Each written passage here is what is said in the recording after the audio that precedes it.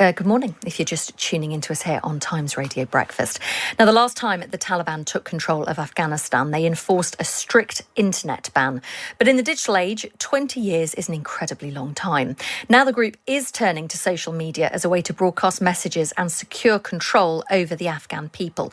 Well, let's speak now to technology journalist Guy Cocker. Good morning. Good morning.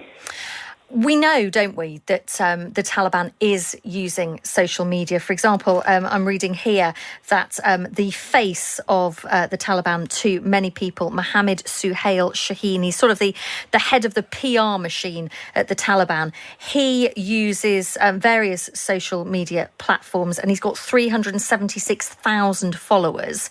How important is it for groups like the Taliban to harness the internet and social media and use it for their gain? Yeah, well, I mean, as you see, as part of any modern PR or marketing strategy, social media is an integral part of that. That's how you directly reach most consumers, and you've got the rise of influencers as part of that. So it's incredibly important in 2021 for the Taliban to be using social media.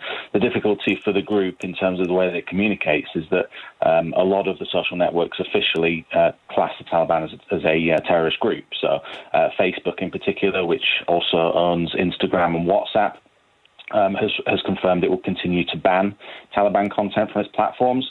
But Twitter, which you just mentioned, takes a more vague approach. It says that officially, similarly, it bans terrorist groups, but it's allowing Taliban leaders and spokesmen to amass hundreds of thousands of followers and tweet updates during the country's takeover. So it's a difficult one, and as the group's status potentially continues to change on the international stage, that policy could be affected. You know, if the Taliban becomes more recognized and becomes more part of the international community, it becomes more difficult for companies like Facebook and Twitter to take a hardline stance on them and effectively suppress their ability to communicate. So it's a very difficult one, both technically and morally.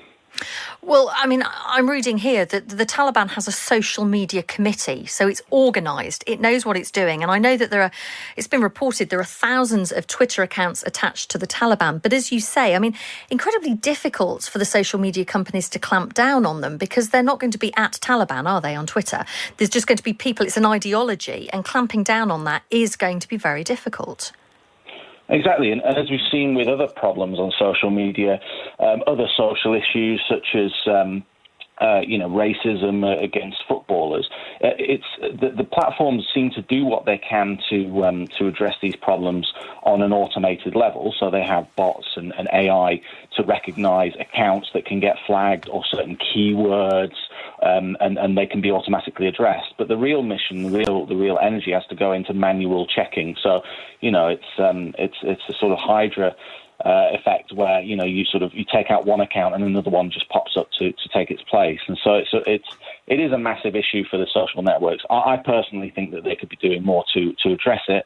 But in the case of the Taliban, the social media issue that they're facing in terms of communicating with each other is that they're using WhatsApp, which is not technically social media, but it's owned by a social media company, to communicate. And what WhatsApp does is use end-to-end encryption, so that no one, not even its staff in theory, can read those messages. It's just the sender and the recipient.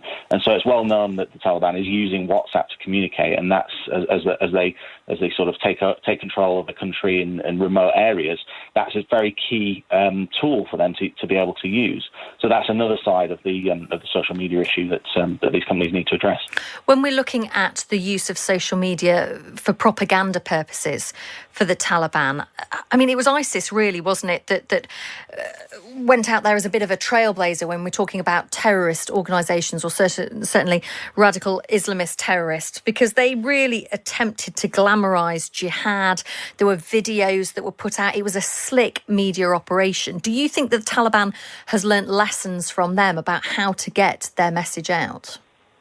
Yeah, certainly. And as you mentioned at the top of the segment, 20 years ago, when the Taliban were last in control, there was no social media.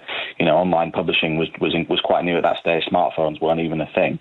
So a lot has happened in the interim. And as you said, ISIS have used social media to a certain effect. And I think that one of the things that the Taliban coming into that country will notice, and one of the things that the social media companies have been trying to enact, is helping Afghanistan citizens to delete their social media profiles, because the Taliban are on top of this, and they are, reports are suggesting from the country, checking people's phones to see what content is on there. And I think that the thing that most people are concerned about is any content, any photos on their phone with them next to the Afghanistan flag, or showing allegiance to foreign or Western forces, and those things are being checked, and the Taliban are aware of how to do that. And I think that the social media networks need to do more. There's certain human rights activists that are helping people to delete their profiles, but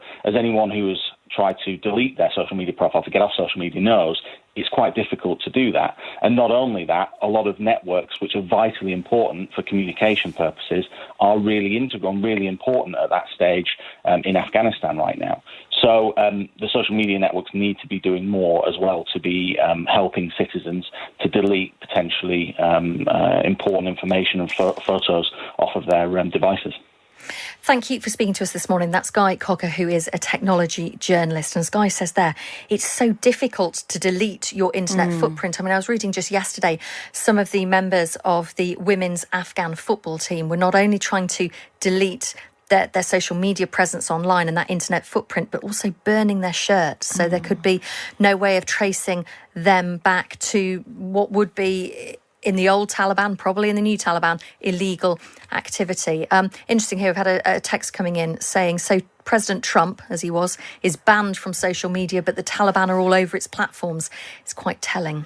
It's interesting, though. It is a game of whack-a-mole when it comes to Taliban accounts, as we just heard there. So, policing it is difficult. But the thing about social media accounts, it's not just what you post, it's who your networks are, and all you need to do is identify one person, have a look at who they're friends with, who they're talking to, who they spoke to 10 years ago, and if you are minded to do some sort of witch hunt, it's quite easy to do. Fascinating stuff there. It was something I really wanted to know about, so I really enjoyed hearing that item.